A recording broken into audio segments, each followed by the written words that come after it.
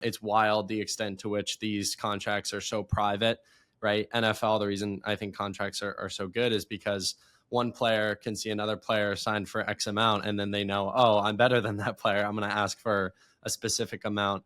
So can you speak more on that side of just the structure of the sport, the structure of contracts? And like, obviously I'm a Sam Parsons fan, like through and through, love you to death on and off the track. But if I was just like analytical here, let's even take social media aside and what you've done with Tin Man Elite aside. Like, you've made the world championships and represented Germany 2019, 2022, 2023. You've run 354, 739, 1312. If I'm a director of sports marketing, you're getting a call. Like, it's not like you're some mediocre guy who you're trying to make your case for a contract. It blows my mind. So long rant there, but any thoughts on any of that? Yeah, I appreciate the kind words there. You can take 15% of my next contract I get, if you can pitch that to the right. No, I'm just kidding. I'm just kidding, Ray. Yeah. All right. Where to begin with that one? All right. So I guess I'd say first that contracts are so hard to come by just because a lot of it's right place at the right time. And I feel like I was able to live the lifestyle and able to like pursue this sport now for the past 8 years professionally because of the work I did with Tin Man Elite. Like my Adidas contract. I guess I should preface that with also saying that this is with the lifestyle that I wanted to live. I think that if I was okay with living in a house with 4 other guys like I did when I first started with the team, and I was on a very small running contract, like under, 40K, and it was like, and hoping to hit bonuses to really make it.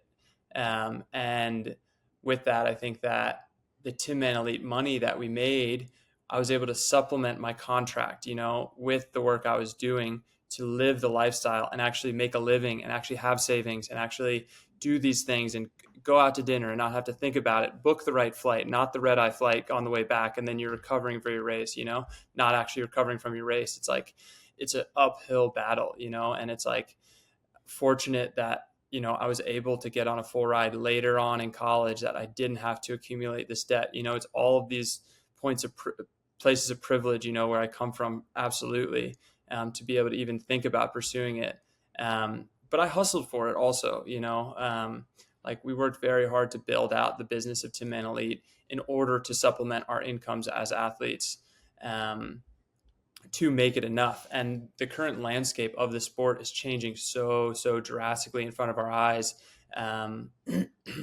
where myself, like I'm a 30-year-old that just missed the Olympics, and that's not a great thing to have being said in like a marketing meeting.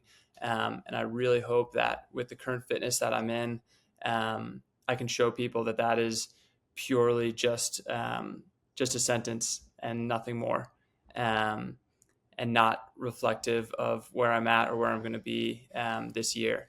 And then I am going to be worth every penny for any company that does decide to step up and have me rep them. The landscape of the sport is changing so drastically with the name, image, likeness, money that's being flooded in, because it's an amazing thing that these young kids in college can now get paid and get their likeness recognized. Like, I think it's an amazing thing, and I'll never be a detractor of that, even though it might be part of the effects of why I currently don't have exactly the deal that I've wanted, is because maybe a freshman or sophomore that could be an NCAA champion one day, has that, let's call it middle-class professional runner contract of 50 to 60K. And right now it's so popular, and these companies, it's basically a necessity now for these companies to sign these young athletes because they get that first right of refusal. And I think it's going to take a lot of Parker Valby situations for this situation to all of a sudden change and all of a sudden be like, wait, it's not worth having an athlete maybe wear our spikes at an NCAA championship meet, and then they go on to sign with someone else. I think it's going to take a lot of I think that number of conversion rate, let's call it, of the Graham Blanks of he was with New Balance and then he signed with New Balance. okay, that money we were paying him in college, probably worth it, because maybe Nike would have been able to come in and swoop him up from us. Um, but there's not more money getting put into the market. So it's now spread out, not just with people that are post collegiate. It's now all of the best collegiate kids and the current professionals. So I definitely think there'll be a dying off drastically of, like, let's call it the middle class of professional distance running, of people that weren't NCAA champions, or people that are older. I think you're going to see lots of waves that we've already started to see it, and I think it's only going to become more and more prevalent uh, until there's more money in the sport, or until um, something changes where they don't see the value in signing those younger kids at that point in time anymore.